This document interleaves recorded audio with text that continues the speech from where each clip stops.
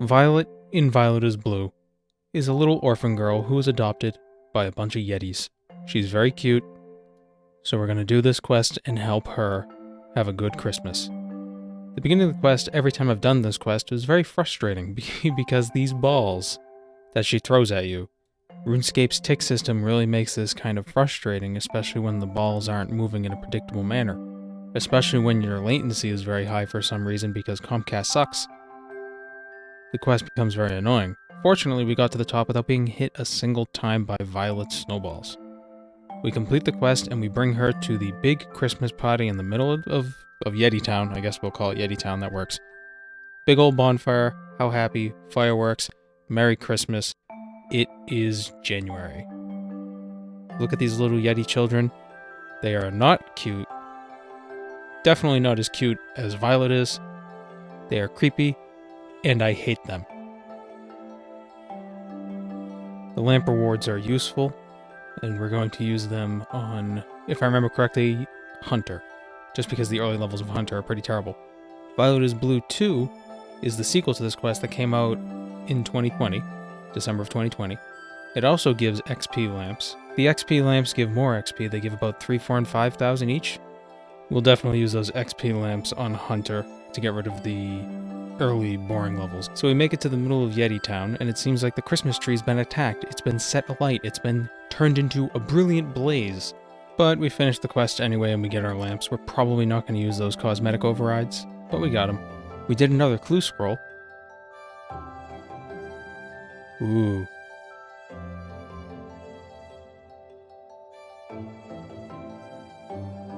Never forget to do your Gothixian caches because it's very boring training divination any other way. Notice there's no one else in this cache, so I basically had to be Crest the whole time because they kept knocking my memories out of my hands and being annoying.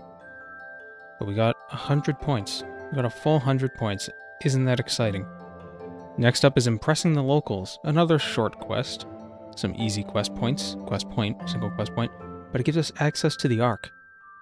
The Ark is a region that was introduced with player-owned ports, but we were never able to go there until recently. Well, not recently, I mean, this quest came out several years ago. But now we can go to the Ark. The Ark is kind of a solo, high-level place, so we're probably not going to go there for a while. Here we are at the player-owned farms. I was thinking about starting it up since we got 17 farming, which is the level you need to do it. But then I realized, oh, we need 20 construction as well, so we can't do anything yet. But there are beehives. If you put flowers in the beehives and then come back later, I think it's maybe 1 hour per flower, you get a decent amount of farming experience for a low level. So we're going to do that. We'll come back later. Next up is Stolen Hearts. This replaced Prince Ali's Rescue. It's a very easy quest, it's a very quick quest, but it's a quest that unlocks a lot of desert content, specifically Menaphos. We want to get to Menaphos. So we're going to start off with Ozan, and we're going to be trailing Knum to see where he goes. Look at us being so sneaky. Very, very sneaky. And the quest ends in the desert, in Al-Kharid. And we start the next one. This also replaced Prince Ali Rescue. It's the second part. It was a double bill quest. 2 quests came out the same day. Ooh, wasn't that fun. Check it out. It's a reference to a video game series that I only played one of the games of because I found the combat very boring.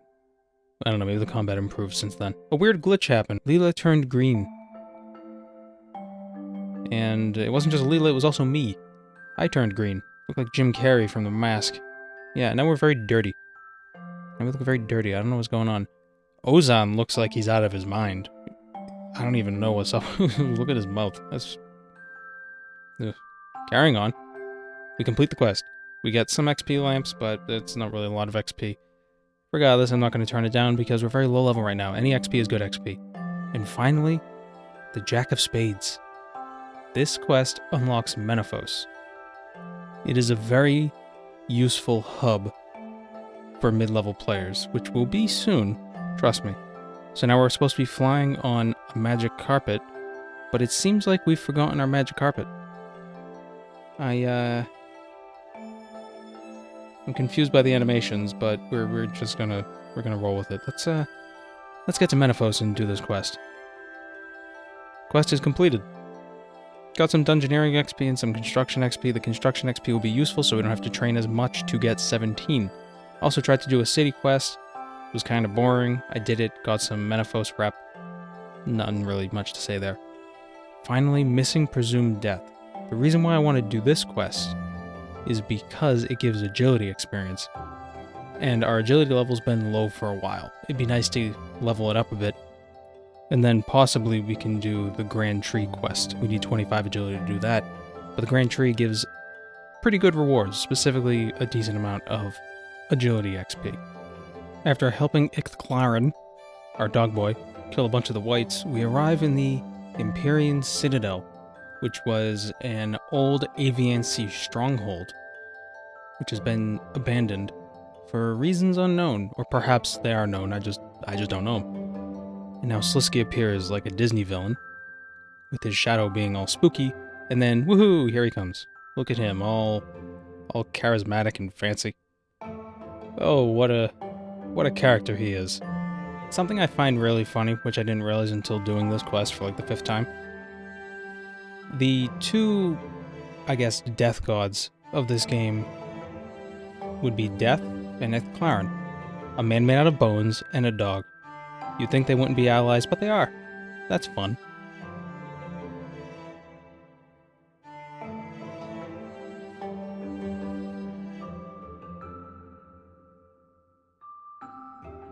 So now with that quest done, we get some XP lamps, and we also get some other rewards that we can't quite claim yet because we need 75 in certain skills like 75 thieving, 75 constitution, and all that. But we're not going to worry about that right now. We'll come back to it at a later date. So on our way from doing that quest, I ran into an evil tree. Figured, you know, our levels are pretty low. We can cut this tree. We might as well. It'll give us some pretty decent XP. Some firemaking and woodcutting XP. With the tree felled, we can continue on with what we were doing, and that was unlocking archaeology. Archaeology is RuneScape's most recent skill. It's a gathering skill, but it's a little bit of a production skill as well. I kinda like it. I mean, I have 120 on my main, and I have 105 on my Iron Man, so it's pretty enjoyable. After we unlock archaeology and we get the first relic that gives us 500 extra HP, we decide to unlock Anachronia. Look at this place. It's a very beautiful island, I gotta say. The lore behind it is that one of the dragonkin, Karapak, I believe, sort of reversed time on this island and reverted back to its more ancient days. So now this island is filled with massive dinosaurs. Big old dinosaurs, which we can hunt. Look at those skeletons. Look at that. That's crazy. We can hunt those dinosaurs, but not quite yet. We need higher levels. I believe the lowest level dinosaur to hunt is 75 Hunter and 55 Slayer. The lowest level dinosaur for us to slay with the Slayer skill, not the Hunter skill, is level 90. So we're not going to be doing that for quite a while. But as you can see, these are some intimidating looking dinos. But we'll come back to them at a later date. We're only unlocking Anachronia because there's a time gate, which involves passively collecting resources to upgrade parts of our base camp, and we want to get a start on that as soon as possible, especially since some of those upgrades make hunting these dinosaurs easier. Back in 2008, Jagex released a quest, Perils of Ice Mountain, which was supposed to be an allegory for global warming. Some people were upset that Jagex was trying to bring politics into the game. Frankly, those people who were upset by it were idiots. So we're going to do this quest to get some construction XP, and now it's done. So quick. It comes with some other XP too, but it's not really what I was going for. I mostly wanted the construction XP, just because the early construction levels are a bit more tedious since you have to use nails and regular planks. It's no fun. Now we're going to do Jungle Potion, kind of an aside from what we were doing with construction, but I figured we should get some herb lore XP. Getting this herb took so damn long. It was, I thought the game was glitched or something. I was standing at these walls for like a good minute and a half just doing nothing, just waiting, and I wanted to get 2 because I believe we'll need another one for another quest. I believe Legends quest we need an extra, what is it, snakeweed? Madrigal? Al Madrigal? And while we're here we also killed a Joger, since that's a requirement for one of the Karamja diary tasks, and I figure do it while we're here. and don't have to worry about it at a later date, because hopefully we never have to come back here. We finished up Jungle Potion, and because our Herblore level is very low, this 775 XP will give us, I think, about 2 levels. I think that's what it was. And then we'll start Swept Away. Now, the good thing about Swept Away is it gives basically 10 genie lamps, if you are familiar with old school. We get 10 helpings of goulash, and each helping of goulash gives us 10 times the level we use it on, if I remember correctly. And then we could finally move on to Tower of Life. 1000 construction experience is great at level 10, because at level 10 all you can make is basically annoying plank and nail furniture. So this 1000 experience will help us skip a lot of those levels. The most annoying part of this quest is that you have to collect something like 20 items from these crates. Every time you collect an item from the crates, it takes about 5 seconds of an animation, and you're not guaranteed to always get the item from the crate. So it's very frustrating. It's definitely a relic of old game design. This quest had to have come out in like 2006. When did construction come out? It came out after that, but before 2007, I think, because this quest is in old school. So it's not that great. We help these wizards, I guess they're more like alchemists, equal exchange and all that. We fix their tower, and they finally get to summon their sperm monster. Now, of course, I would react a similar way. They summon the sperm monster, and then they all panic and run away. Understandably. But after having a conversation with the monster, the sperm monster that is, and we help quell its existential dread, it decides to help us out by going to scare the wizards, alchemists, whatever they are, these cultist weirdos. We scare them off, and then I guess that makes him happy, and now he can create monstrosities in the basement. Where else would you make monstrosities? An interesting part of this quest, though, is apparently there's a glitch where if you play the game on ultra settings, you can have a memory error and crash the game. Didn't happen to me. That's kind of an interesting thing. I've never seen memory errors in MMOs. But we got the 1000 XP, we got to level 20 construction, and now we can finally start our player-owned farm. Player-owned farms is great. It used to be way better when it first came out, and then Jagex waited a year to nerf it, because why wouldn't they do it immediately? Who knows? But it's good XP because you don't need to do farm runs across the whole entire game to get experience. Everything's collected in this farm. The animals breed, they grow up, you gather their produce, you get XP. Very simple. At the start, we can only grow bunnies and chickens for the most part. What I really want is to get level 54. At level 54, we can breed chinchompas. There's 2 reasons why I want those chinchompas. Well, maybe 3. Actually, let me go through the reasons first, and then we can count how many there were. First, good XP. When they get to adolescent, they give you 3000 XP. Not terrible. Obviously, if they grow older, they give you more XP, but whatever. That's fine. The produce they produce, skill chompas, useful for mining, so that's 2. 3. Beans. Each adolescent chinchompa gives 250 beans. Not bad. And 4.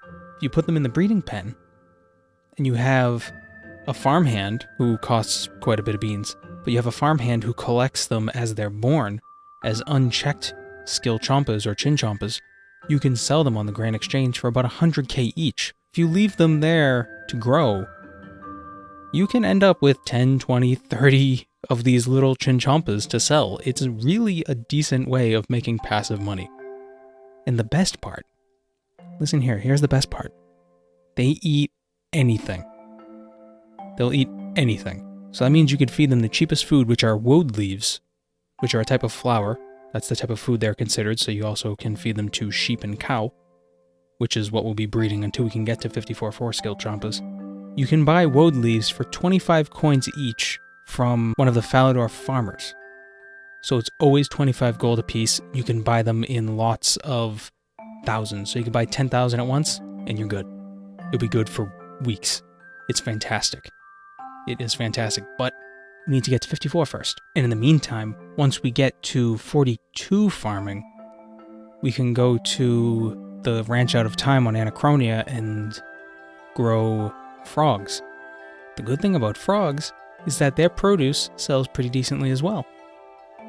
6 elder frogs will give you 270 poisonous slime, And each poisonous slime is about, I think they sell for about 200 each, so you can get about, like 50-ish K. It's not too bad. It's not a lot. It used to be a lot more when it first came out, but it's not bad. Definitely something we're going to want to look into, because we can use as much gold as possible since we can trade, and trading requires gold. I feel like the thing I just said there is probably the most redundant thing in the world, but I said it anyway. Remember those woad leaves I put inside the beehives? Or we're going to collect some of them. Look at all this XP we're getting. Each one is giving something. Well, how much XP is that? 92 each? That's not bad, especially at this low of a level. So we're going to get quite a few levels from this. And these aren't even completely finished. I'm only collecting maybe about 10 from each one. 7 from each one. So I put 27 in. You can put 27 in at a time. I put 27 in. I'm collecting 7 out. And look at all this XP. The bonus XP I'm getting is just from pulse cores, so that's not even a lot. You'd be getting a bunch of levels from this regardless. So if you're starting out again, get to your beehives, fill them up. But you're going to need insect repellent, so make sure you bring it. So I'm going to do some rune crafting. I want to get to 50. Definitely want to get to 50 so we can go into the rune crafting guild and make some Viswax. Viswax is very important. It extends dailies, your daily challenges, and it can be used for quick teleports, but also you can make some decent profit even if you use crappy runes. So I'll be doing that. Thanks for watching. Take care.